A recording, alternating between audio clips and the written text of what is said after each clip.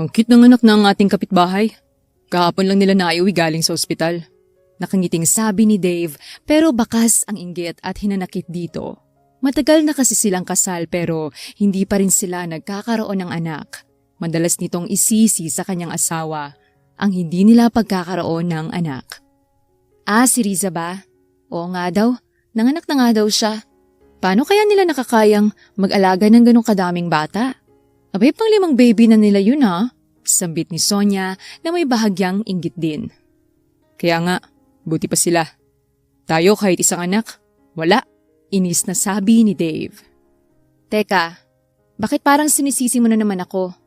Hindi ko naman kasalanan kung hindi tayo magkaanak. Sinusunod ko naman lahat ng utos mo. Pagdadahilan pa ni Sonia. Sinusunod mo lahat? Hindi ba sinabi ko sa'yo na huwag ka munang magtrabaho? Magpahinga ka para makabuo tayo ng baby. Pero hindi ka nakikinig sa akin. Ipinipilit mo pa rin pasukan yung letseng trabaho mo. Singhal pa ni Dave sa kanyang asawa. Teka, nagtatrabaho ako kasi hindi naman sapat yung kinikita mo. Kung kaya mo ba naman akong buhayin di sana hindi nga ako nagtrabaho. Halos buong sweldo mo napupunta sa nanay mo. Paano ako titigil sa pagtatrabaho niyan? Isa pa, dating tumigil ako sa pagtatrabaho ay araw-araw na akong nakikita ng nanay mo. Puro daw ako pasarap sa buhay habang ikaw ay nagpapakahirap magtrabaho. Palamunin daw ako dito. Galit na salaysay naman ni Sonia. Bakit kasi siniseryoso mo si Mama? Wala naman siyang masamang ibig sabihin. Masyado ka lang sensitive. Ako sensitive? Ang sabihin mo, ayaw naman talaga sa akin ng nanay mo. Kaya galit na galit sa akin yun. Nakaiwan ko sa'yo. Mama ko na naman ang nakita mo. Pati yung perang binibigay ko sa mamay, sinisilip mo. Napupunta rin naman yung pera sa hulog sa bahay at sa sasakyan. Sa atin din naman mapupunta ang mga yun pagdating ng araw kaya huwag kang magdamot. Dahil mahal naman ni Sonia si Dave at nais pa rin sana niyang maging maayos ang kanilang pagsasama ay tumigil sa pagtatrabaho si Sonia pero muli na naman siyang pag-iinitan ng mama ni Dave. Bumalik na lamang sa trabaho si Sonia. Hindi pa rin naman naayos ang kanilang relasyon. Madalas pa rin silang mag-away dahil hindi pa rin nabubuntis si Sonia. Hindi nagtagal ay nang babae si Dave. Humanap siya ng babae na kukumpleto sa kanyang pagkatao.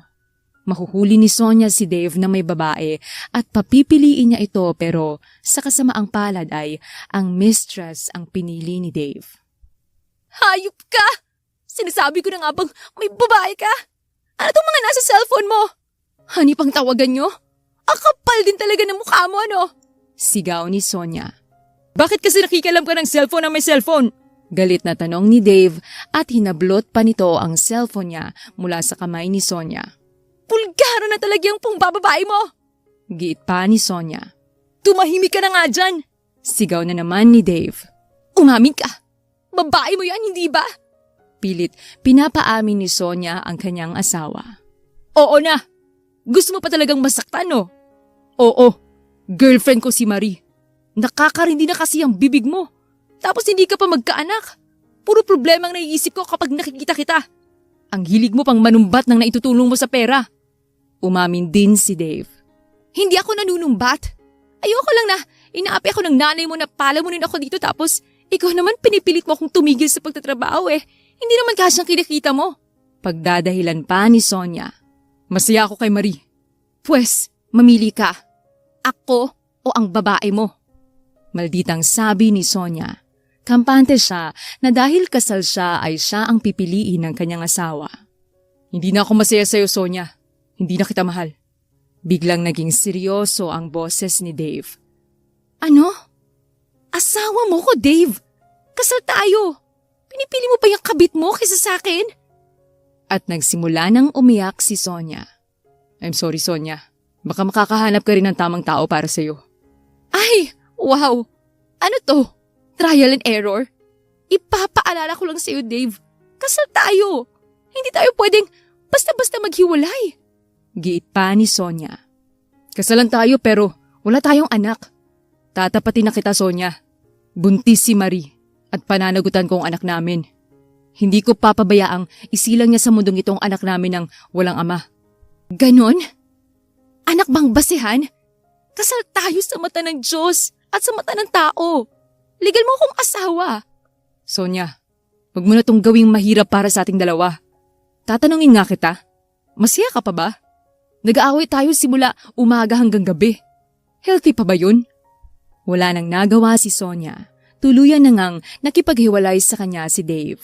Hindi rin naman alam ni Sonia na buntis siya. Malalaman lamang niya kapag hiwalay na sila. Pinaalis ng mag-ina si Sonia sa kanilang bahay at si Marie naman ay pumisa na sa kanila. Walang malapit na kamag-anak si Sonia. Wala na siyang mga magulang at wala rin siyang kapatid kaya nakitira na lamang siya sa matalik niyang kaibigang si Meryl. Nang nakatira na si Sonia sa bahay ni Meryl ay halos araw-araw siyang nagsusuka at nahihilo kaya nag-alala na ang kanyang kaibigan sa kanya. Araw-araw na lamang ako nasusuka at nahihilo.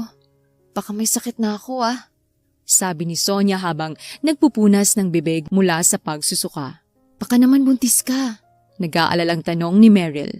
Yan nga ang isa sa dahilan ng paghihiwalay namin ng aking asawa. Hindi ako mabuntis. Sa kanya ay sinisisi dahil gustong-gusto na niyang magkaanak. Ayun, naghanap ng ibang babaeng loko. Buntis na nga yung babae kaya hindi raw niya iwan. Ako ang hindi buntis kaya ako ang iniwan niya. Paliwanag pa ni Sonia. Magpa-check up ka na rin para sigurado. Mungkahi ni Meryl. Nako, sayang lang ang pera. Alam ko namang hindi ako buntis. May mga nabibili naman sa grocery na pregnancy test kit Mura lang yun, wala pa atang 100 yun. Nako, sayang lang ang pera, wag na. Imbis ibili ko ng pregnancy test, ay gagamitin ko na lang na pang-apply ng trabaho. Para naman makakuha na rin ako ng sarili kong mauupahang kwarto. Nakakaya na rin sa'yo, Meryl. Ikaw ang bahala. Pero huwag mong isipin ang pananatili mo dito. Wala rin naman akong kasama dito. Isa pa, sino pa bang magtutulungan kung hindi tayong dalawa din, hindi ba? Emosyonal na sabi ni Meryl. Dati na rin itong naghirap sa buhay at patago itong binibigyan ng pera ni Sonia, kaya naman ngayon, siya ang nangangailangan ay handa rin itong tumulong sa kanya. Pero dahil lumala ang kanyang nararamdamang pagkahilo at pagsusuka, ay bumili na nga ng pregnancy test kit si Sonia. Nang nasa banyo na siya, ay nanginginig ang kanyang mga kamay habang inihahanda ang test kit. Nang malagyan ng ihe ang maliit na puting plastic, ay naghintay siya ng ilang saglit. Unti-unting namuo ang 2 pulang linya na ibig sabihin ay buntis nga siya. Nabitawan niya ang pregnancy test. Hindi to maaari. Hindi ako maring mabuntis kay Dave. Ayoko nang magkaroon ng ugnayan sa kanilang pamilya. Bulong ni Sonia sa kanyang sarili at nagsimula na nga siyang umiyak. Nang makumpirma ni Sonia na nagdadalang tao siya ay agad niyang pinuntahan si Dave pero sa gate pa lamang ay pinalayas na siya ng mama nito. Ano na naman ginagawa mo ditong babae ka? Pasigaw na sabi ni Aling Martha, ang mama ni Dave, nang makita sa labas ng gate si Sonia. Kailangan ko makausap ang aking asawa. Kabadong sabi ni Sonia. Ang lakas naman ng loob mong sabihin na asawa mong anak ko iniwan ka nga niya? Matabil na sabi pa ng matanda. Andyan ho ba siya? Muling tanong ni Sonia. Wala siya dito. Umalis siya. Kasama niyang bago niyang nobya. Pupunta sila sa doktor para magpa-check up dahil nagdadalang tao na si Marie. Kung ako sa'yo, ay aalis na ako. O gusto mo bang makita pa sila at masaktan ng harap-harapan? Gigil na sabi ni Aling Martha. Maghihintay na lang ho ako dito. Kailangan ko talagang makausap si Dave. Pagpupumilit pa ni Sonia.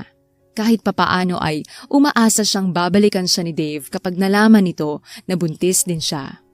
Habang nag-uusap sila ay lumabas ng bahay si Dave. Ano bang ingay yan? Sino kausap mo, mama? Tanong ni Dave na nakaakbay pa nga sa babae. Dave, kailangan kitang makausap. Pagmamakaawa ni Sonia. Hindi ba't sinabi kong tapos ng lahat sa atin? Huwag ka nang bumalik dito. Maawa ka naman sa sarili mo, Sonia. Malamig na sabi ni Dave. Wala man lang simpatya sa dati niyang asawa. Dave, kailangan mong makinig sa akin. Pakiusap ni Sonia. Sonia, just leave. Hindi na kita gustong makita pa. Tapos na ang lahat sa atin. Teka, at pakakawalan ko ang mga aso kung ayaw umalis ng babaeng yan. Naglakad papunta sa kulungan ng mga aso ang matanda. Pinakawalan pa nga nito ang mga alaga nilang aso. Sa takot ni Sonia ay tumakbo na siya palayo sa gate ng kanilang bahay. Kahit nung nandun pa siya nakatira ay takot na siya sa mga aso ng matandang babae. Pakiramdam nga niya ay inuutusan nito ang mga aso na magalit sa kanya. Inisip niya ang bata sa kanyang sinapupunan. Paano na lamang ito kung makakagat siya ng aso? Masamang-masama ang loob ni Sonia. Habang naglalakad siya sa kalye ay hindi niya mapigilan ang maiyak. Huwag kang mag-alala, anak. Itataguyod kita ng mag-isa. Kahit wala ang iyong ama. Sabi ni Sonia sa kanyang sarili habang hinihimas ang kanyang tiyan. Dahil sa kanyang kondisyon ay lalong nahirapang humanap ng trabaho si Sonia. Ayaw kasi siyang tanggapin sa mga ina-applyan niya dahil ayaw nila sa buntis na empleyado. Limitado raw kasi ang maaari niyang gawin dahil sa kanyang dinadala. Isang gabi na pauwi si Sonia galing sa paghahanap ng trabaho ay may nakita siyang isang mamahaling kotse na nakaparada sa gilid ng kalye. Bukas ang makina at mga ilaw nito. Pati ang pinto sa driver's seat ay nakabukas. Hala, anong nangyari dito? Bulong ni Sonia sa kanyang sarili. Dahan-dahan siyang lumapit sa kotse at nakita niyang may isang lalaking nakasubsob sa manibela. Nako, baka modus operandi to. Ayokong madamay. Bulong na naman ni Sonia sa kanyang sarili. Tumalikod siya para umalis pero narinig niyang umungol ang lalaki. Tulong! Halatang hirap magsalita ang lalaki. Boses matanda ito. Natakot na si Sonia pero hindi niya natiis ang boses. Halatang hirap na ito. Bumalik siya at maingat na nilapitan ang matanda. Hello po? Tulungan mo ko. Pagmamakaawa ng matanda. Mabigat ang matanda pero pilit itong iniupo ni Sonia. Nakapikit ang matanda at nakahawak sa kanyang dibdib. Itinuturo nito ang cellphone na nasa paanan nito. Sa tingin ni Sonia ay sinusubukan pa ng matanda na tumawag pero hindi na ito makakilos. Kinuha niya ang cellphone at nakita niya na nasa screen na ang numero ng ospital. Tinawagan niya ang numero na yon at ilang sandali pa ay dumating na ang ambulansya. Sumama si Sonia sa ambulansya. Hawak-hawak niya ang kamay ng matanda. Malapit na po tayo sa ospital. Kapit lang po. Huwag po kayong bibitaw. Sabi ni Sonia sa matanda at bahagya pa itong ngumiti. Galit naman sa akin ang nag-iisa kong anak. Sa tingin ko ay hindi ko na kailangang lumaban. Wala nang saysay ang buhay ko. Malungkot na sabi ng matanda. Mas lalo niyo kailangang lumaban para makabawi kayo sa anak niyo. Isipin niyo na lamang kung gaano yun kabigat sa kanya kung nawala kayo nang may hindi kayo pagkakaintindihang mag-ama. Lumaban ho kayo kahit para sa anak niyo na lamang. Hindi na sumagot ang matanda pero may tumulong luha mula sa mata nito. Pinisil nito ang kamay ni Sonia. Hindi naman binitawan ni Sonia ang kamay ng matanda hanggang sa makarating sila sa ospital. Alam niyang hirap ng pakiramdam na mag-isa at gusto niyang maramdaman ng matanda na hindi siya nag-iisa na mga oras na yon.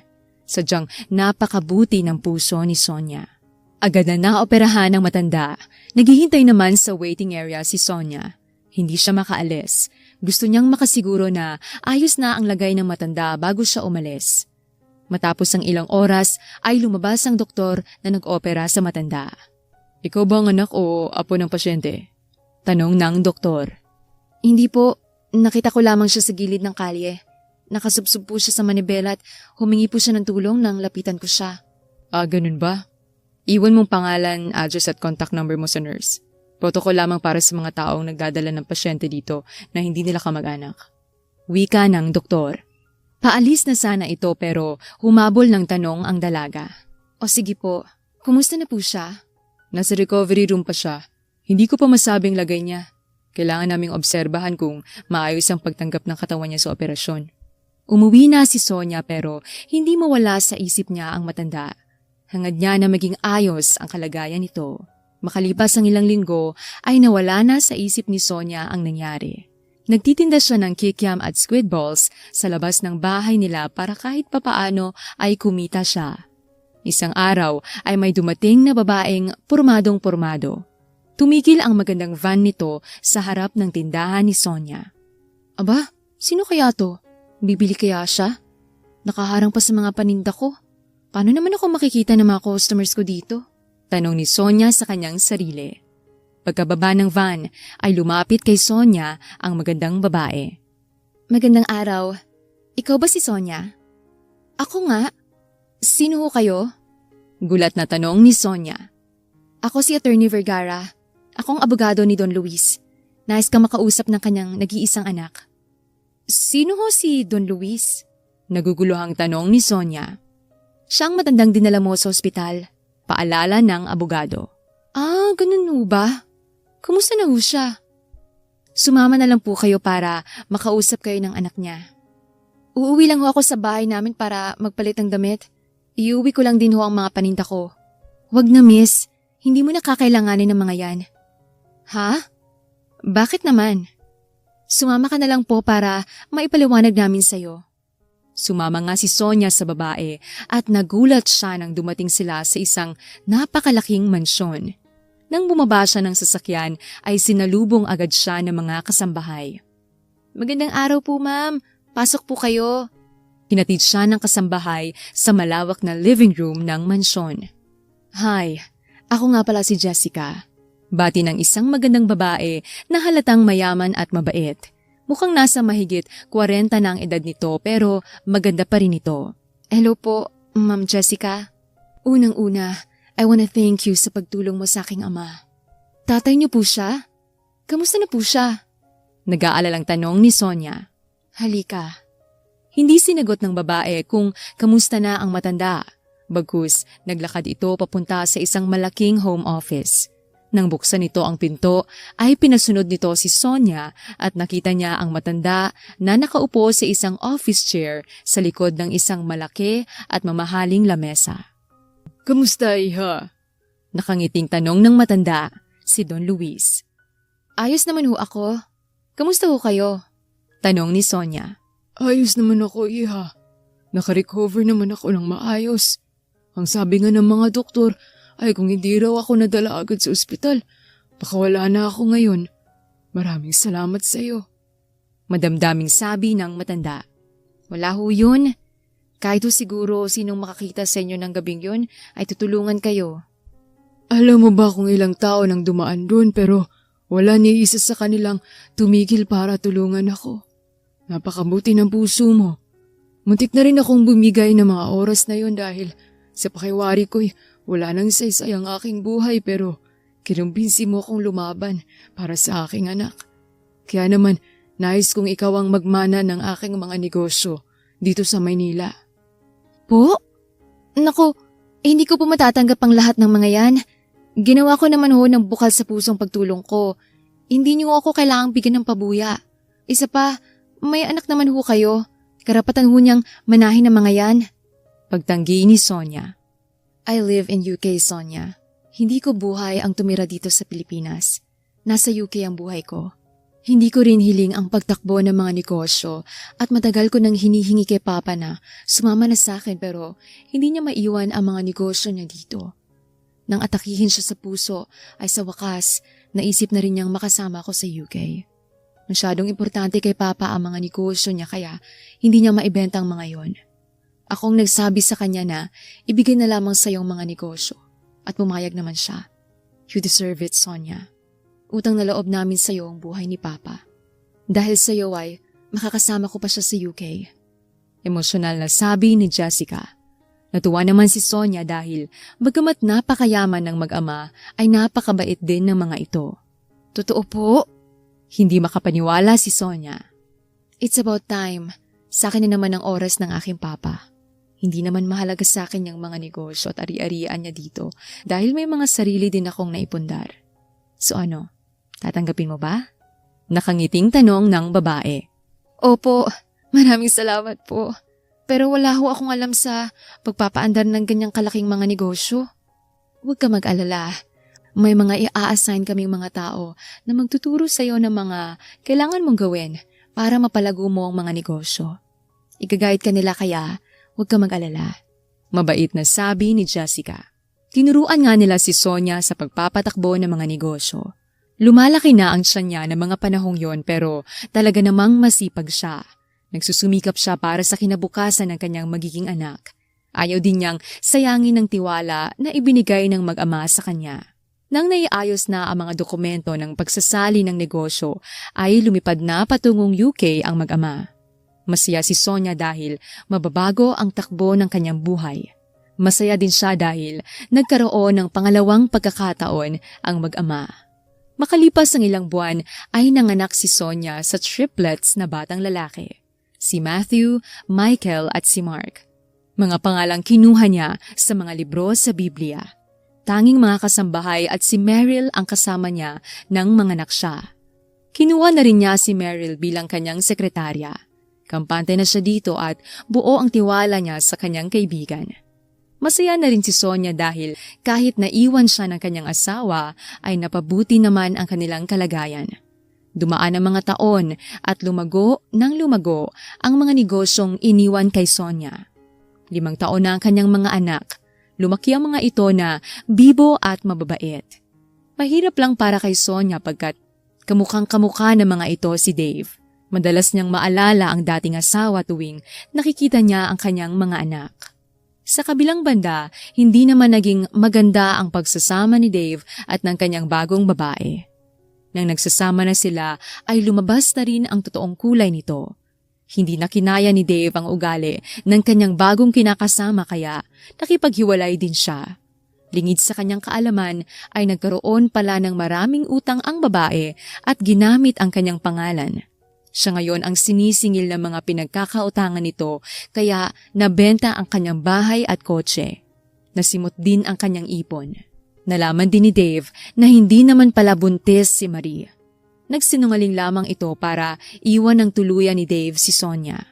Napilitan si Dave na isarado ang nalulugi na niyang maliit na negosyo at nag-apply siya ng trabaho para magkaroon pa rin siya ng pagkakakitaan. Isang araw ay nag-apply si Dave sa isang kumpanya. Hindi niya alam na kumpanya pala yon ni Sonia. Nagkagulatan na lamang sila nang pumasok si Sonia sa interview room at nakita nito si Dave. Dave, anong ginagawa mo dito? Gulat na tanong ni Sonia. Napatingin siya sa folder na hawak niya at dun lamang niya nakita na pangalan at larawan pala ni Dave ang nasa resume na hawak niya.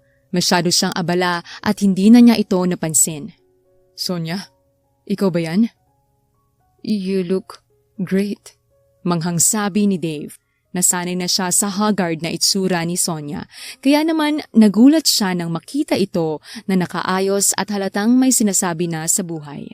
So, ano ang ginagawa mo dito? Hindi ba't may maliit kang negosyo? Bakit ka nag-apply dito? Isa pa, hindi ka man lang umiwas sa akin? Pagkatapos ng lahat ng ginawa mo ay dito ka pa talaga nag-apply? Tanong muli ni Sonia na irita na nga. Mag-a-apply ako ng trabaho. Dito ang interview ko. Ikaw? Bakit nandito ka?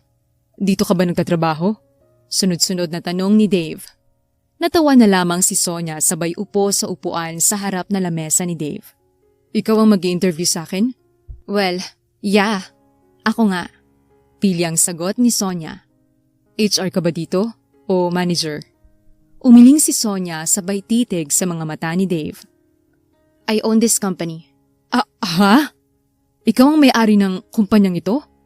Napalunok sa kaba si Dave. Oo. Nagulat ka ba? Bakit? Inakala mo bang habang buhay na lamang akong aapihin ng mga taong tulad mo at ng iyong mama? Sumbat ni Sonia. Napayuko na lamang si Dave. Maya-maya ay tumayo ito at nagsimulang lumakad palabas pero pinigil ito ni Sonia. Bakit ka lalabas? Hindi pa nga tayo nagsisimula sa interview, diba? Natatawang panunuya pa ni Sonia.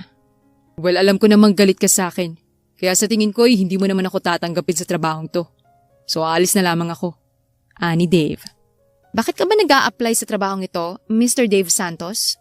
Seryosong tanong ni Sonia. Fine. I lost everything I have because of a bad decision. Kailangan ko magtrabaho para mabayaran ang mga utang na iniwan sa akin. And of course, para makabawi naman. Paliwanag ni Dave. How badly do you need this job? Tanong muli ni Sonia. Kailangan kong trabaho na ito, Sonia. Pero hindi naman kita masisisi dahil alam kong nasaktan kita. Nalubog ako sa utang dahil nang maghiwalay kami ni Marie ay iniwanan niya ako ng maraming utang. Naibenta kong bahay at sasakyan at nalugi ang maliit kong negosyo. Pag-amin ni Dave. Nasa'yo bang anak niyo ni Marie? I need someone who can work long hours at mahihirapan ka kung may alaga kang bata. Diretsahang sabi ni Sonia pero ang totoo ay gusto lamang niyang malaman kung talagang nagkaanak si Dave kay Marie. Hindi buntis si Marie. Niloko lamang niya ako para iwan ka. Nahihiyang sabi ni Dave. You're hired. Maiksing sagot ni Sonia. Hired? Hindi mo pa nga ako na-interview. Dati kitang asawa, Dave.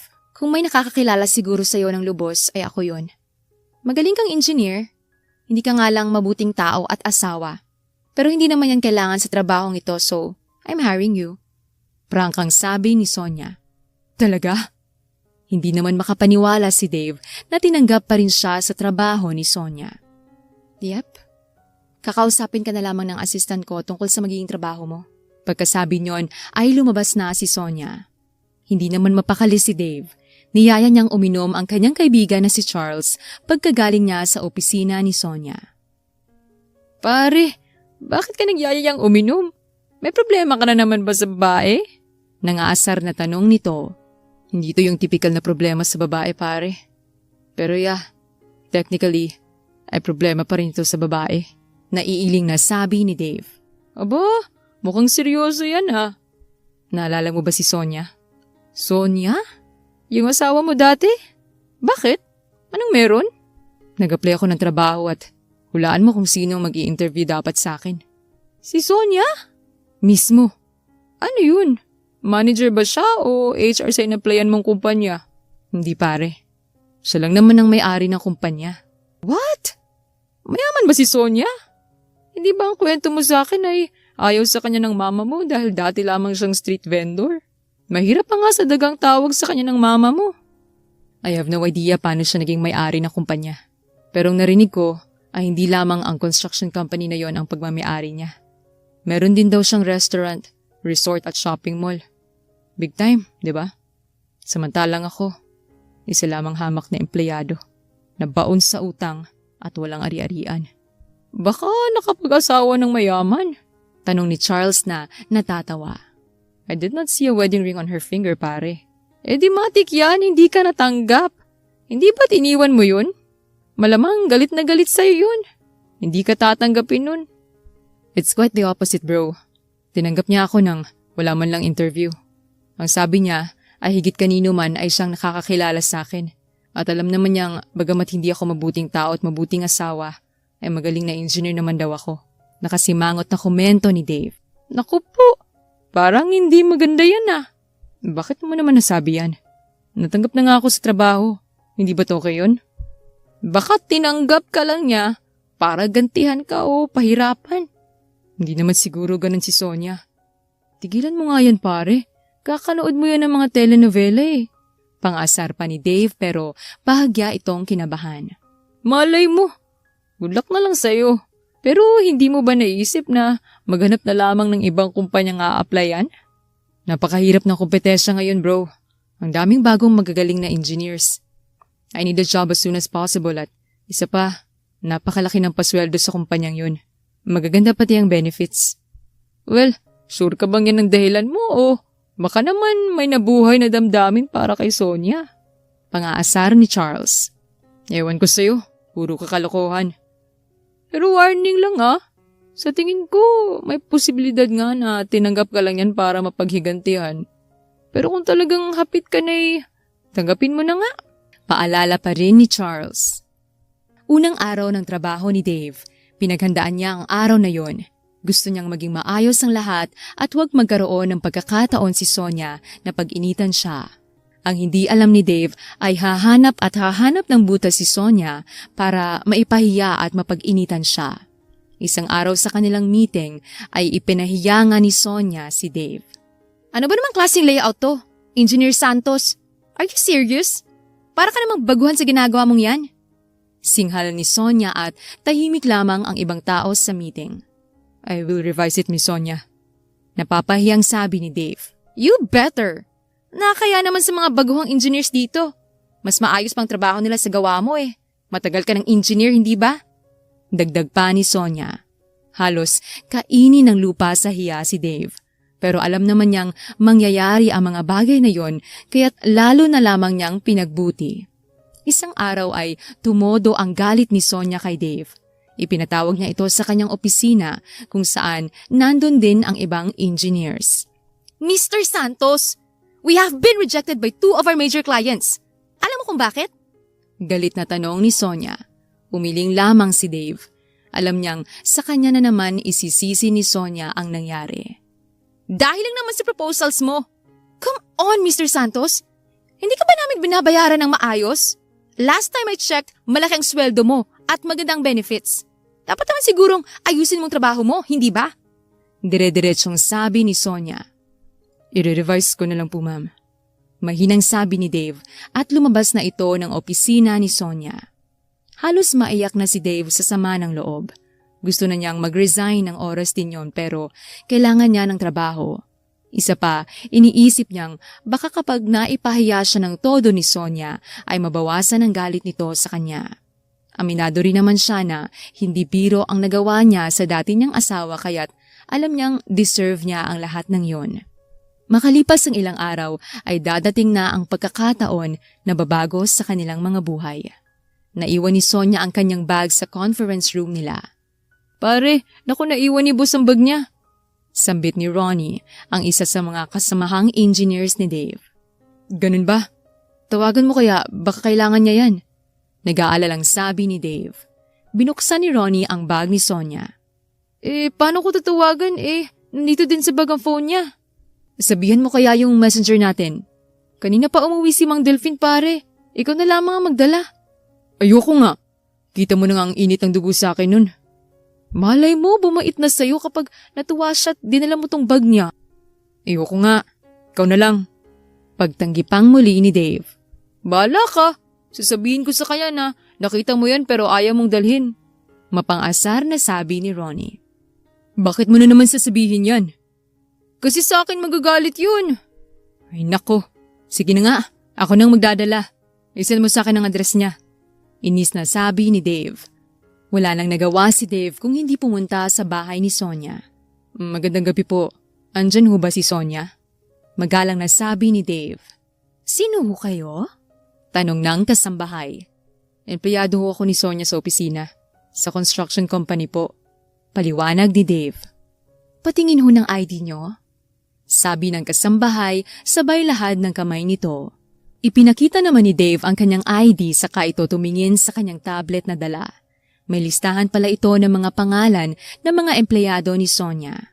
Sige ho sir, pumasok na kayo. Binuksan na ng kasambahay ang gate.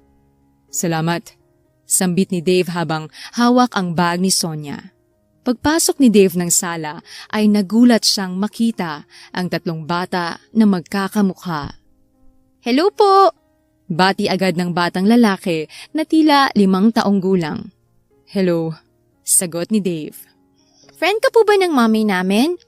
Tanong naman ng isa pang bata. Sino bang mami nyo? Gulat na tanong ni Dave. Sonia pong pangalan niya. Ha? Anak kayo ni Sonia? Gulat na gulat si Dave sa sinabi ng bata. Opo. Yung tatay nyo, anong pangalan? Di po namin alam eh. Bakit? Tanong muli ni Dave. Hindi po namin siya kilala eh. Natigilan si Dave. Nagkaasawa pala si Sonia. Bulong niya sa kanyang sarili. Ano pong pangalan niyo? Tanong ni Matthew. Dave ang pangalan ko. Kayo, anong mga pangalan ninyo? Ako po si Matthew. Ito pong kapatid ko si Michael at ang bunso po namin ay si Mark. Bibong pagpapakilala ni Matthew. Naputol ang kanilang pag-uusap nang dumating ang isa pang kasambahay. Ano pong kailangan nyo kay Ma'am Sonia? Tanong ng kasambahay. Ihahatid ko lang sana itong bag niya. Naiwan niya sa conference room sa opisina eh. Sabi ni Dave sabay abot ng mamahaling bag ni Sonia. Iwan niyo na lang po sa akin. Tulog po si Ma'am Sonia. Hindi niya ho kayo maharap. Dagdag pa ng kasambahay. Iniwan na lamang ni Dave ang bag at nagpaalam na siya sa mga bata. Nakarating na nga si Dave sa kanyang bahay pero iniisip pa rin niya kung saan niya nakita ang mga bata. Talagang pamilyar ang mga ito sa kanya. Habang nag-iisip siya ay tinawag siya ng kanyang mama. Anak, pakiabot mo nga ang calling card na nasa wallet ko at tatawagan kong bagong amiga ko. Utos ni Aling Martha. Kinuha ni Dave ang wallet ng kanyang mama pero nang buksan niya ito, ay nakita niya ang litrato niya nung bata pa siya. Shit, ito yung kanina ko pang iniisip. Kung saan ko nakita ang mga anak ni Sonia at bakit pamilyar sila sa akin. Ako ang kamukha nila nung bata pa ako. Bulong ni Dave sa sarili. Hiniram ni Dave sa kanyang mama ang kanyang larawan nung bata pa siya. Hawak niya ito nang pabalik-balik siyang naglalakad sa kanyang kwarto. Alauna na noon at hindi na siya mapakali kaya tinawagan niya si Charles. Pare, alauna na. May emergency ba? Pupungas-pungas na bati ni Charles. Galing ako sa bahay ni Sonia kanina. And guess what? May mga anak si Sonia. Triplets.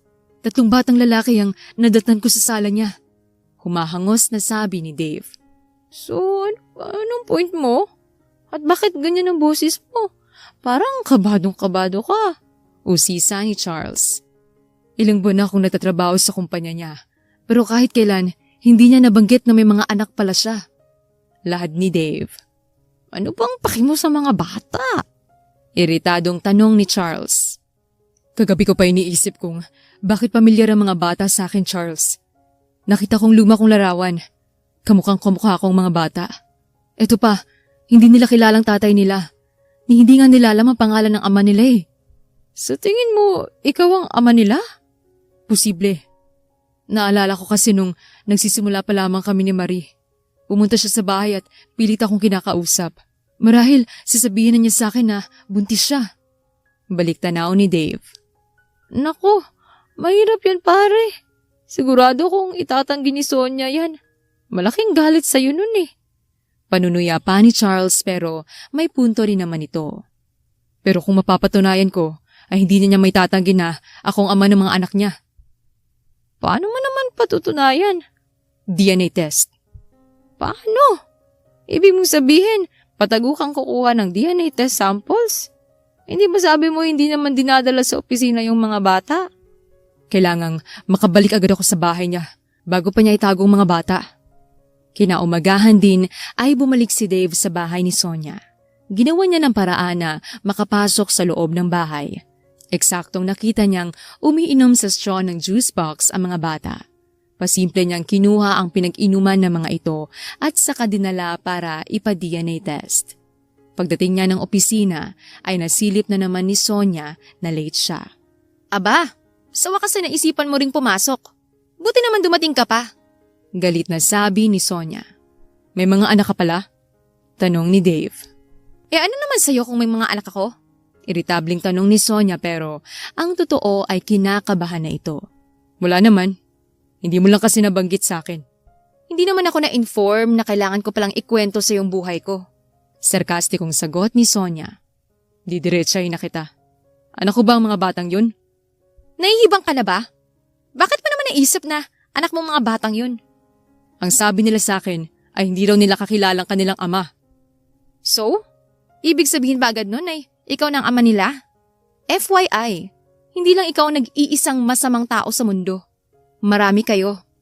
Malditang sabi ni Sonia. Hindi bale. Kung ayaw mong aminin, ay hihintayin ko na lamang ang DNA test result namin. Preskong sabi ni Dave. Anong DNA test result? Nagimbal na tanong ni Sonia.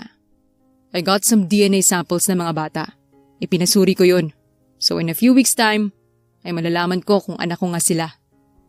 Ano ba kasing problema mo? Bakit all of a sudden ay interesado kang malaman kung may anak tayo? Hindi ba't pumunta ako sa bahay ninyo pero hindi mo ako kinausap? Nakakalimutan mo rin ba na iniwan mo ko, ipinagpalit sa ibang babae? Kung gugustuhin ko nga ay pwede kitang ihabla dahil kasal tayo pero nakisama ka sa ibang babae. Pero huwag kang mag-alala, hindi kita pag-aaksayahan ng panahon. Lubayan mo lang ang mga anak ko. Galit na giit ni Sonia. Kung anak ko man sila, ay may karapatan ako sa kanila. Pagpupumilit ni Dave. Matalino ka, hindi ba? Bakit hindi mo aralin ang batas? Below 7 years old ang mga bata, kaya't nanay nila ang magdidesisyon para sa kanila. Ako ang masusunod, kahit sino pa man ang tatay nila. Well, we will find out once lumabas na ang resulta. Bakit hindi mo na lang maggawin ang trabaho mo? Late ka na nga, nagsasayang ka pa ng oras. Fine. Tumalikod na si Dave para bumalik sa kanyang trabaho. Pumasok naman sa opisina ni Sonia si Meryl, ang kanyang sekretarya at kaibigan. Ano yun? Bakit parang may diskusyon kayo ng ex mo? Usisa nito. Naiwan ko kasi yung bag ko dito kahapon. Dinala niya sa bahay namin. At ayun, nakita niya ang mga anak ko. Kinukulit tuloy ako ngayon kung anak daw niya ang mga bata. Iritang kwento ni Sonia. Naku po, ay na nga bang sinasabi ko eh. Nag-backfire sa iyong plano mong paghihiganti. Ira pa ni Meryl na dati pang pinipigil si Sonia sa plano nitong pagpapahirap kay Dave. Hindi siya pabor na tinanggap ni Sonia ang dati niyang asawa sa kanyang kumpanya. Hindi ko naman talaga siya full on gustong paghigantihan. Gusto ko lang makita niya na maayos ng buhay ko at siya naman ang naghihikahos. Gusto ko lang din siyang pahirapan ng konti. Hindi ko naman akalaing madidiskubre niyang tungkol sa mga bata bago ko pa siya madispatcha. Anong plano mo? Wala naman akong magagawa. Ipina-DNA test niya ang mga bata. Hindi ko nga alam paano siya nakakuha ng DNA samples ng mga anak ko eh. Madali naman kasi yun. Kahit hibla ng buhok or pinag-inumang baso ay pwede pa din ipa-DNA test ngayon. Siguradong malalaman niya na anak niyang mga bata. Dapat handa ka. Ewan ko ba? May parte sa puso ko na gusto ko na rin payagang magkakilala silang mag-ama.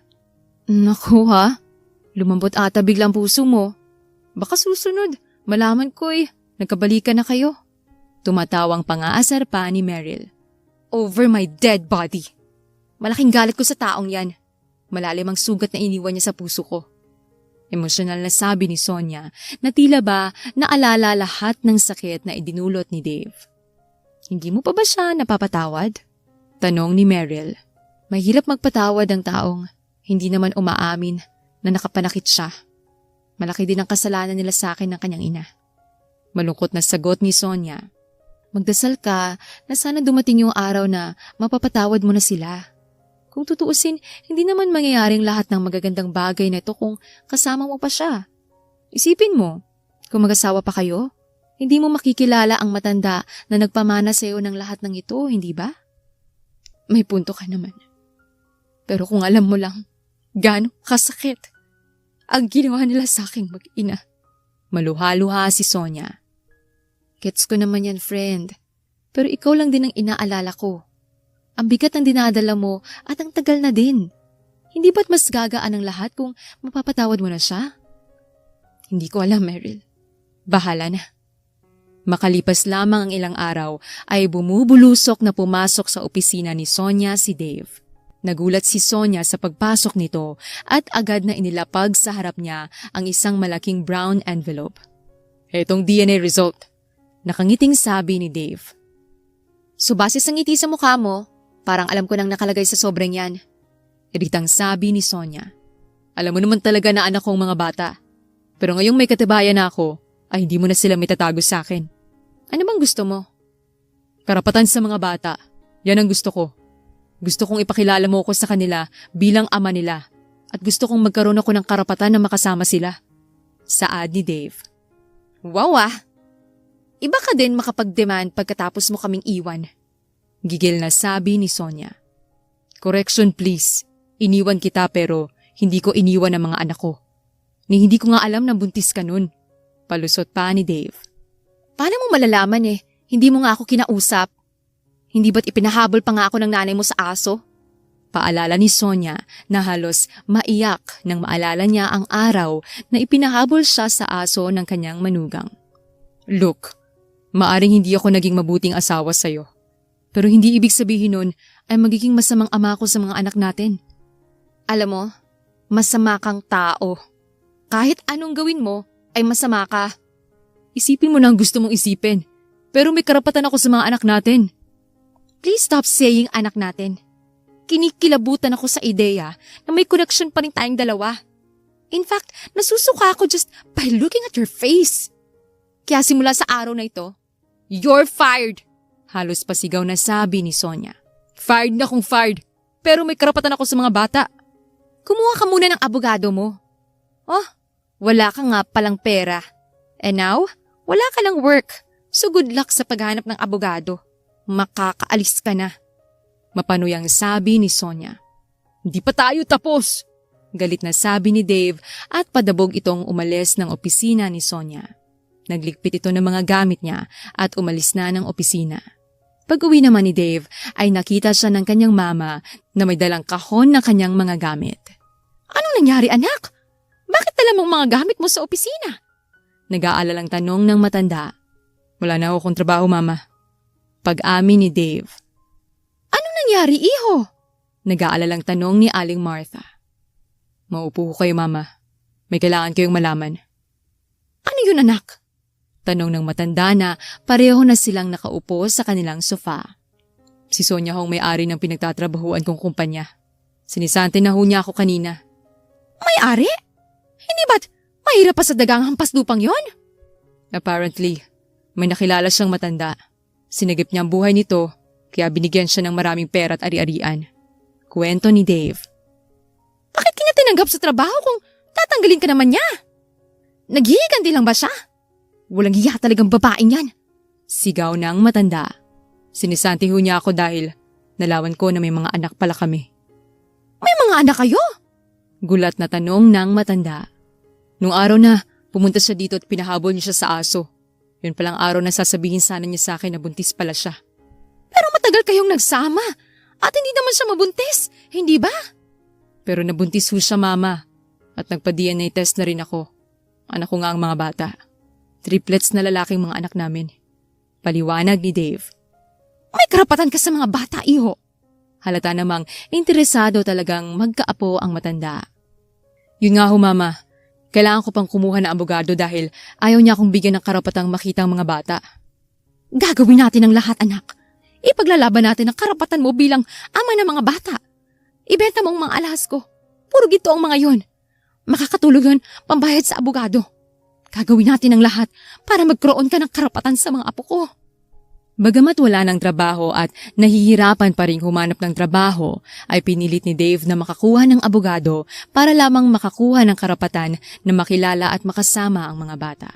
Nagsimula na nga ang pagtutunggali nila para sa kustodiya ng mga bata at talaga namang dehado si Dave pero tila biglang lumambot ang puso ni Sonia. Nabalitaan kasi niya na naghihirap na ng todo si Dave pero sinisika pa rin ito na manalo para makasama ang mga anak. Tinawagan niya si Dave at sinabing maaari na nitong puntahan ang mga bata. Hello? Sonia? Bakit ka tumatawag? Alam mo namang may pending case tayo. Hindi mo ako paring tawagan. Ani Dave. 10:00 ng umaga, dito sa bahay namin. Maiksing sabi ni Sonia. Naguluhan naman si Dave sa sinabi ng dating asawa. Anong ibig mong sabihin? Papayag na akong makilala mo mga bata. Maaari mo silang puntahan bukas ng 10:00 ng umaga. Pero supervised visitation lamang ang maibibigay ko sa'yo. Babantayan kayo ni Meryl habang kasama mo mga bata. At sa aming bahay mo lamang sila maaaring makasama. Hindi mo sila pwedeng ilabas. Striktong sabi ni Sonia. Pero hindi pa tapos ang hearing natin. Bakit mo mapayag kang makasama kong mga bata? Alam kong wala ka ng pambayad sa abogado. Alam ko rin namang matatalo ka lang. Malditang sabi ni Sonia. Kinabukasan nga ay maagang nagising si Dave at agad siyang nagpunta sa bahay ni Sonia. 9:00 pa lang ay dumating na si Dave pero hindi siya pinapasok agad ni Sonia.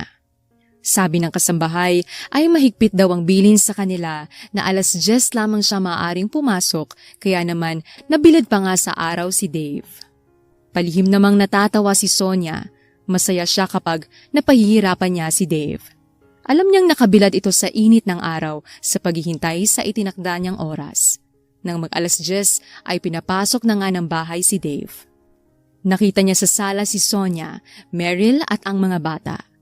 Naging emosyonal naman agad si Dave. Mga anak, siya ang inyong ama. Malamig na sabi ni Sonia. Siya pong daddy namin? Oo anak, akong daddy niyo. Emosyonal na sabi ni Dave at lumuhod pa ito sa harap ng mga bata. You have 2 hours. Irap ni Sonia at iniwan na niya ang mga ito kay Meryl. Pagkasabi niyon ay tumalikod na si Sonia at sinenyasan nito si Meryl na magbantay sa mga bata. Maaari ko ba kayong mayakap? Tanong ni Dave na nangingilid ang luha. Yumakap ang mga bata kay Dave at kitang-kita ni Meryl na naiyak pa nga si Dave sa tuwa. may dala akong pasalubong sa inyo. Ani Dave at inilabas nito ang mga dalang tsokolate. Bawal po sa amin ang mga chocolates. Sabi ni Matthew. Ah, ganun ba? Anong gusto niyong pasalubong sa susunod na punta ko? Napahiyang tanong ni Dave. Babalik pa po kayo dito? Gulat na tanong ni Mark. Oo naman anak. Simula ngayon ay lagi niyo na akong makikita at makakasama. Talaga po? Tila masaya at sabik na tanong naman ni Michael. 2 oras lamang ang ibinigay na oras ni Sonia kay Dave. 12:00 ay pinaalis na si Dave. Masakit sa kanya na unang araw niyang makasama ang mga bata ay 2 oras lamang ang ibinigay sa kanya pero tinanggap na rin niya. 3 beses sa isang linggo lamang maaaring madalaw ni Dave ang mga anak pero sinisiguro nito na mayroon silang quality time kaya naman hindi nagtagal ay naging malapit na rin ang mga bata sa kanilang ama. Sabik din ng mga ito na makasama ang kanilang ama. Hindi naman nagtagal ay pinayagan naman ni Sonia na sunduin ni Dave ang mga bata tuwing Sabado. Pinapasyal niya ang mga ito. Minsan ay isinasama ang mga ito sa kanyang mama na talaga namang sabik ng magkaapo kahit dati pa. Minsan ay nakiusap si Dave. Kaarawan ko sa Sabado. Baka maaari kong isama mag-out of town ng mga bata. Sabi ni Dave. Aba sumusobra ka naman ata. Nung una, pinayagan kitang madalaw sila. Tapos pinayagan na rin kitang ipasyal sila kapag araw ng Sabado. Ngayon naman out of town na. Hindi pa lubos ang tiwala ko sa'yo para isama sa malayong lugar ang mga anak ko. Baka mamaya, hindi mo na sila ibalik. Singhal ni Sonia. E di sumama ka na lamang para masiguro mo na hindi ko itatago mga bata. Giit pa ni Dave. Ew, ayoko nga. Pagtanggi agad ni Sonia. Dito na sumabat sa usapan ang mga bata. Mommy, pumayag ka na po, please. Gusto po naming mag-out of town. Sabi ni Matthew. Mag-out of town na lang tayo ni na Tita Meryl nyo kung gusto nyo talagang magbakasyon. Ani Sonia. Gusto po naming kasama si Daddy, Mommy. Hirit naman ni Mark. Dati-rati, tayo lang naman ang nagbabakasyon, di ba? Hindi na ba kayong masaya kasama ko? Bahagyang nagtampo pa si Sonia. Masaya po kami kapag kasama ka namin, Mommy. Pero mas masaya po kapag kasama din si Daddy. Sige na po, Mommy. Please. Pagpupumilit naman ni Michael. Hindi mo ba pagbibigyan ng mga bata? Nakikiusap na sila oh. Sulsul pa ni Dave. Fine. Pero magsasama ko ng driver at yaya sakaling magtangka kang kunin ng mga bata. At inirapan pa nito si Dave. Grabe na yung paranoia mo ah. Kahit sanay ng masungitan ay nasaktan pa rin si Dave sa sinabi ni Sonia. Once ang masamang tao, always ang masamang tao. Malditang sabi ni Sonia at tinalikuran na nito ang mag-aama. Wala nang ang nagawa si Sonia kung hindi pagbigyan ang kanyang mga anak. Nagdala ng malaki at mamahaling van si Sonia kung saan may kasama siyang driver at yaya. Sa buong biyahe ay kita niya kung gaano kasaya ang mga anak niya na nakikipaglaro at nakikipagkulitan sa kanilang ama. Tahimik lamang siya at nakamasid sa mga ito. Sa resort na pinuntahan nila ay maraming mga inflatables kaya naman halos mapasigaw ang mga bata nang makita ang mga yon. Tumakbo agad sila sa dagat pero hinabol sila ni Dave. Teka lang, magbihis muna kayo tsaka kakain muna tayo. Pag-awat pa ni Dave. Gusto na po naming mag-inflatables, Daddy. Kumain muna kayo, okay? Ani Dave. Nagulat naman si Sonia na sumusunod ang mga bata sa kanilang ama. Buong araw naglaro ang mga bata kasamang kanilang ama habang nasa dalampasigan lamang si Sonia at nagla-laptop. Nilapitan ni Dave si Sonia. Uy, naka-laptop ka na naman? Puro ka trabaho dyan. Samahan mo naman kaming mag-enjoy ng mga bata. Kailangan may oras ka pa rin sa kanila. Unang-una, nasanay ako magtrabaho ng walang tigil dahil wala naman akong asawa na susuporta kung mapagod ako at maghirap.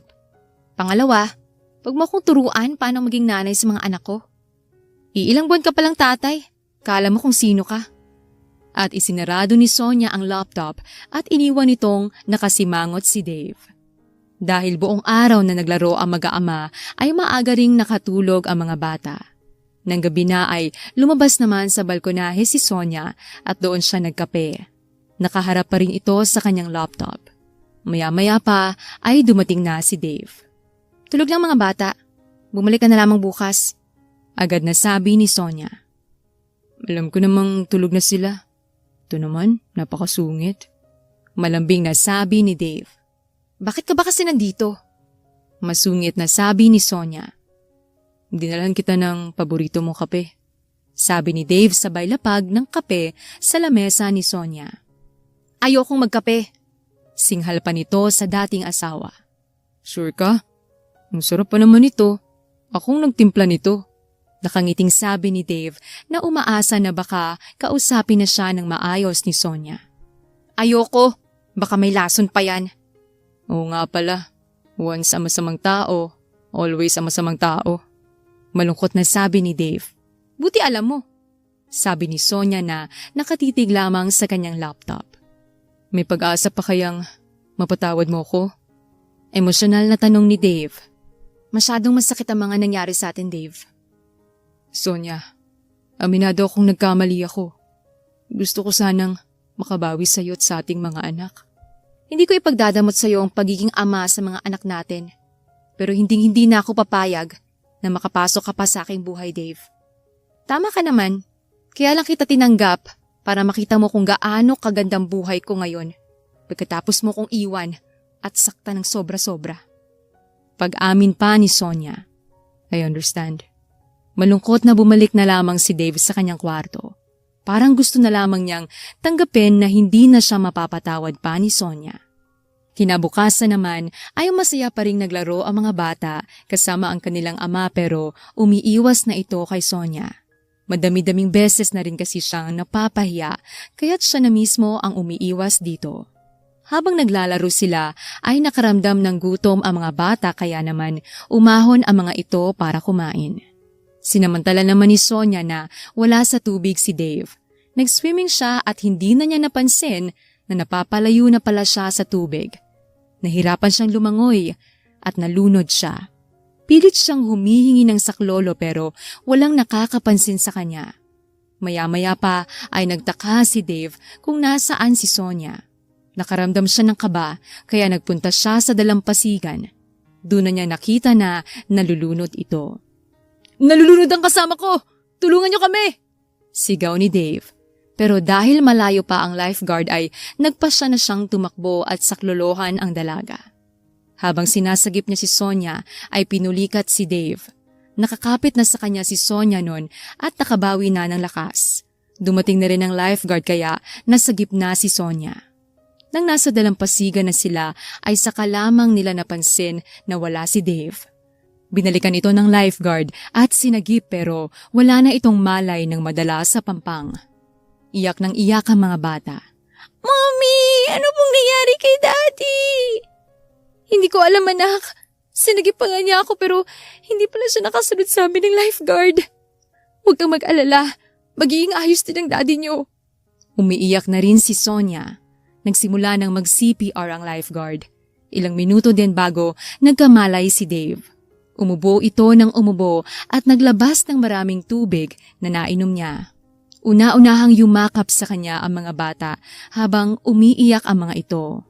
Are you okay, Daddy? Ayos lang ako mga anak. Huwag kayong umiyak. Okay lang si Daddy. Sabi ni Dave habang hinahabol ang hininga. Ayos ka lang ba, Sonia? Nag-aalalang tanong nito. Okay lang ako. Ano bang nangyari sa'yo? Akala ko kasunod ka lang namin ng lifeguard eh. Umiiyak rin sa kaba si Sonia. Pinulikat ako eh. Ang bigat mo kasi. Nagbibiro pang sabi ni Dave. Puro kakalokohan. Umiyak na nga mga bata oh. Pagalit pa nga ni Sonia at padabog na itong tumayo at bumalik sa kanilang kwarto.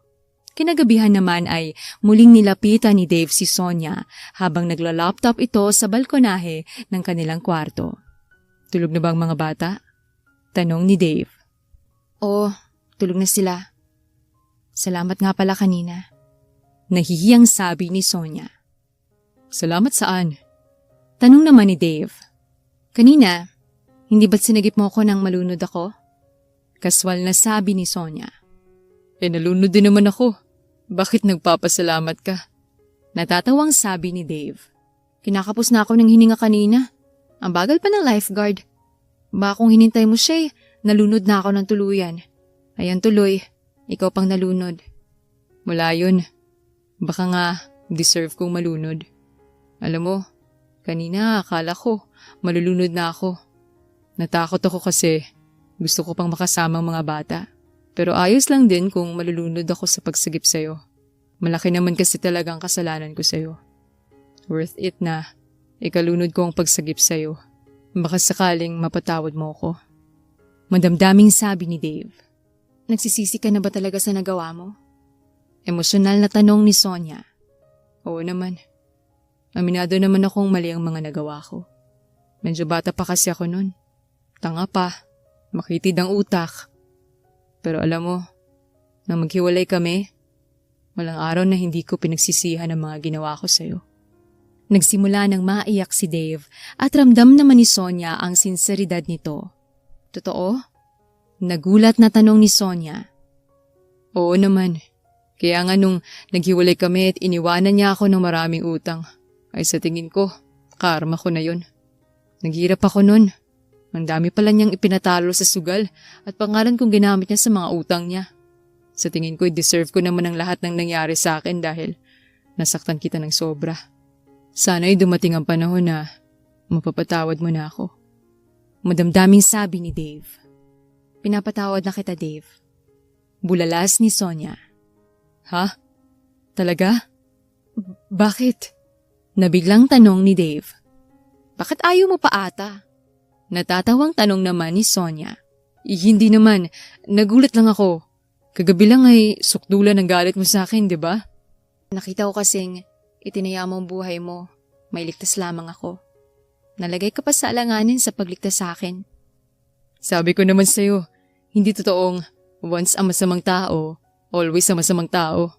Nagbabago rin naman ang mga tao, Sonia. Matapos nga ang bakasyon na yon, ay binuksan na ni Sonia ang puso niya kay Dave. Nakita naman kasi niyang nagsisisi na talaga ito at kita rin naman niyang mabuting tatay ito sa mga anak nila. Minsan ay inaya ni Dave si Sonia na mag-lunch na silang dalawa lamang. Oh, Dave, bakit nandito ka? Nasa school ang mga bata. Mamayang hapon pang dating nila. Nagtatakang tanong ni Sonia. Alam ko naman, ikaw talagang sadya ko dito. Nahihiyang sabi ni Dave. Ako? Bakit? Anong meron? Tanong muli ni Sonia. Wala naman. Ayain lang sana kitang kumain. Kung hindi ka lang busy ha? Kabadong tanong ni Dave. Hindi naman. Saan ba tayo kakain? Usisa ni Sonia. Parang gusto ko kasing mag-arroz caldo, toko at baboy. Ikaw ba? Anong gusto mo? Tanong ni Dave na masaya dahil tila sasama si Sonia sa kanya. Uy, dun sa kinakainan natin dati? Ala, gusto ko yun. Excited na sabi ni Sonia. Oo, bukas pa din ata yun. Matagal na rin akong hindi nakakapunta dun. Tara, puntahan natin. Tila bata na yaya ni Dave. Nagtungo nga ang dalawa. Naupo sila sa isang lamesa sa bandang dulo ng karinderya. I can't believe, bukas pa rin palang kainan na to. Emosyonal na sabi ni Sonia. Maraming alaala ang nanumbalik sa kanya. Oo nga matagal na rin akong hindi nakakapunta dito. Ani Dave. Ang nostalgic? Dagdag pa ni Sonia. Dito mo ko sinagot dati, di ba? Tumatawang sabi ni Dave. Oo, ayaw mo pang kumain dito dati. Sosyal ka kasi nun. Ayaw mo sa mga ganitong lugar pero nung natikman mo naman ang mga pagkain dito, naging paborito pa nga natin. Naalala ko nga dati, kapag masaya tayo o malungkot o nag-aaway, ay dito tayo pumupunta. Balik tanaw pa ni Dave. Maya-maya pa ay lumapit ang isang matandang waitress. Dave? Sonia? Kayo na ba yan? Gulat na tanong ni Aling Charing, ang matandang waitress na kapatid ng may-ari ng karinderya. Aling Charing, kumusta po? Masayang bati ni Sonia. Hindi siya makapaniwala na makikita pa niya ang matanda. Naging saksi ito ng mga panahong masaya o malungkot sila ni Dave. Ayos naman ako. Eto, tumatanda. Kayo, kumusta kayo? Going strong ha. Biro pa ng matanda na walang kaalam-alam na hiwalay na ang dalawa. Kayo ho ang strong pa din, Aling Charing. Parang hindi kayo tumatanda. Akala kong sinong teenager ang lumapit sa amin. Biro na naman ni Dave. Naku, puro ka pa rin kalokohan hanggang ngayon ha? Kamusta na ba? Ilan ang mga anak nyo? Triplets ho ang anak namin. 3 batang lalaki ho. 5 taon na ho sila. Paliwanag ni Sonia. Naging emosyonal naman ang matanda. Nakakatuwa naman ano? Kayo pa rin talaga. Dati ay nag-aalala ako kapag nakikita ko kayong nag-aaway dito eh. Tapos hindi na kayo bumalik dito. Iniisip ko, baka naghiwalay na kayo. Kaya naman napakasaya kong makita kayo na magkasama pa rin hanggang ngayon. Kitang-kita ko naman sa inyo dati na nagmamahalan kayo eh. May mga pinagdadaanan lang siguro talaga kayo. Normal naman yun sa buhay mag-asawa.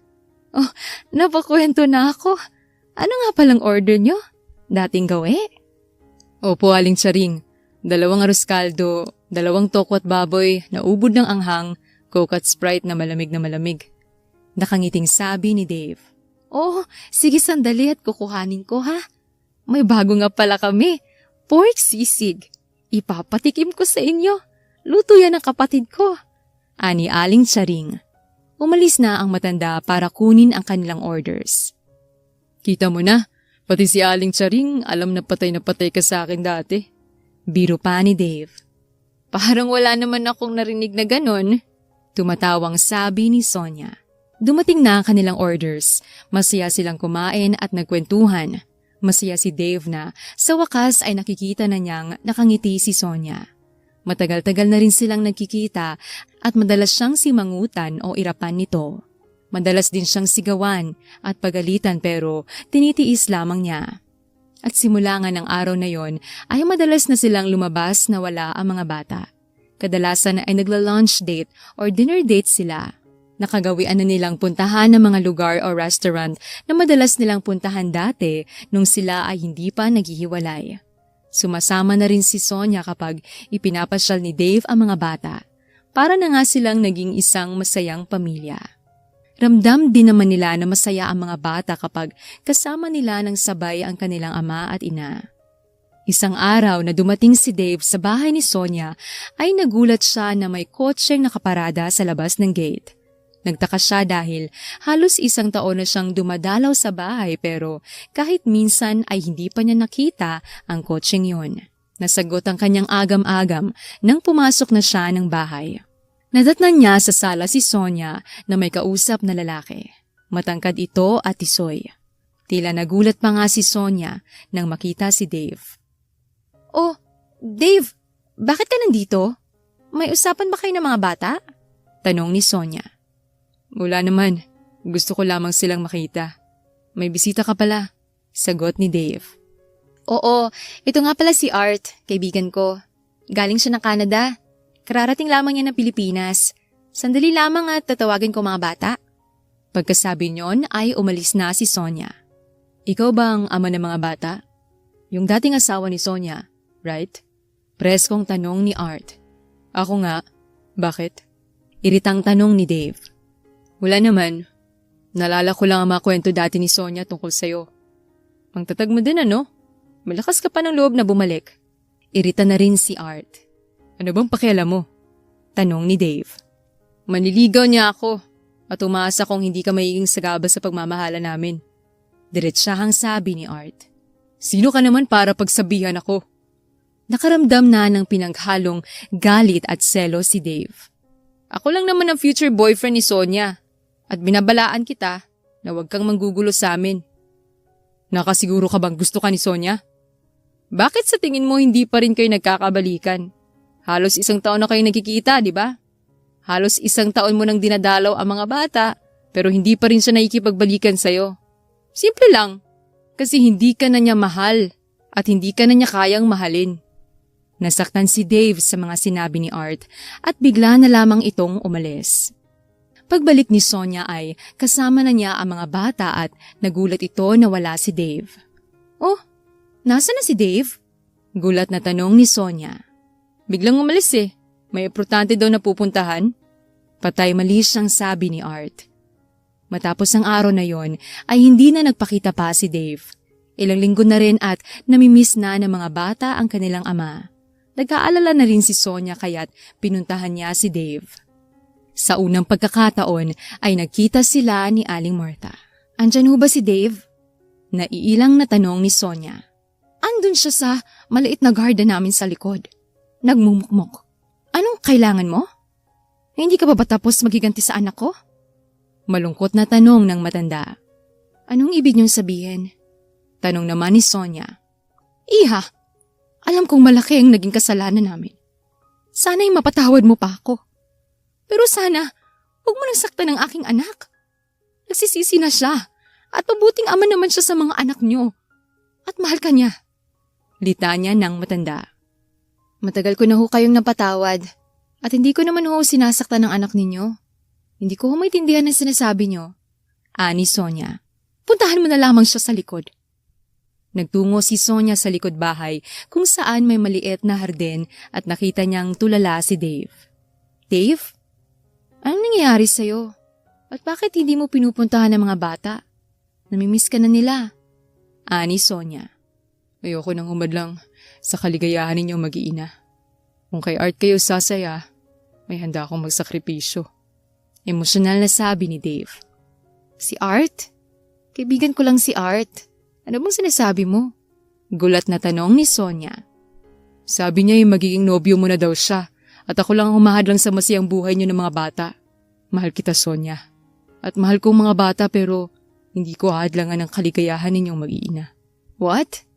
Sa'yo masaya mga bata, Dave. Sa'yo ako masaya. Ano bang sinasabi mo? Ang sabi kasi ni Art, hindi daw ba ako nagtatakat, isang taon na tayong nagkikita pero hindi pa rin tayo nagkakabalikan. Siya daw kasing mahal mo. Bakit? Nagtanong ka ba? Bakit? Kung may kipagbalikan ba ako sa'yo, papayag ka? Ikaw lang naman ang hinihintay ko eh. Seryoso? Ibig sabihin, mahal mo pa rin ako?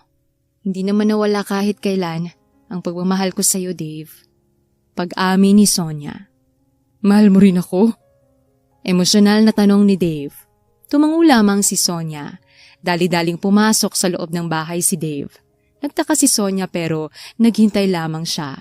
Pagbalik ni Dave ay may dala itong maliit na kahon at lumuhod ito sa harap ni Sonia.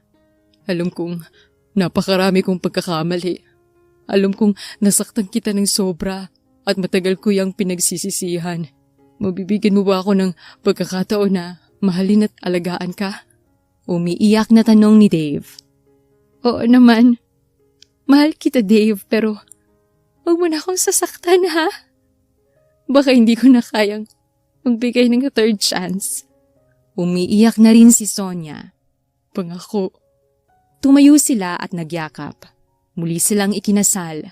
Nagsisi na si Dave at simula noon ay naging mabuting asawa at ama na siya sa kanyang mga anak.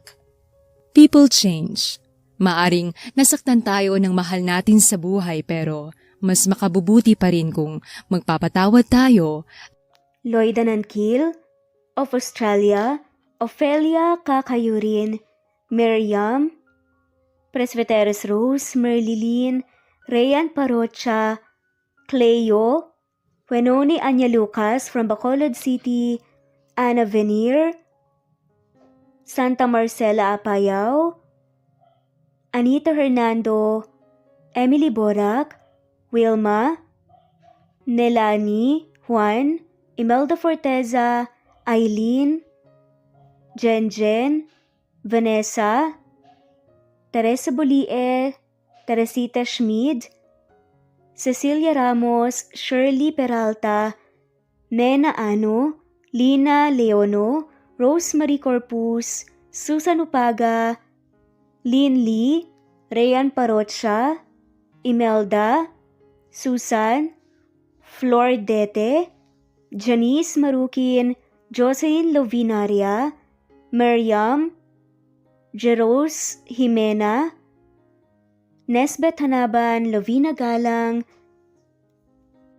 Felma Cabato, Wilma, Eileen, Augustus, Cleo, Gina Bayas, Josefina Rubio, Innocent Binary Code, Merlilyn, Anita Hernando, Juby Hernandez, Ana Vencer, Luz Viminda Rivera, Anita, Nerlani, Emily, Mamerto Gayawan Jr.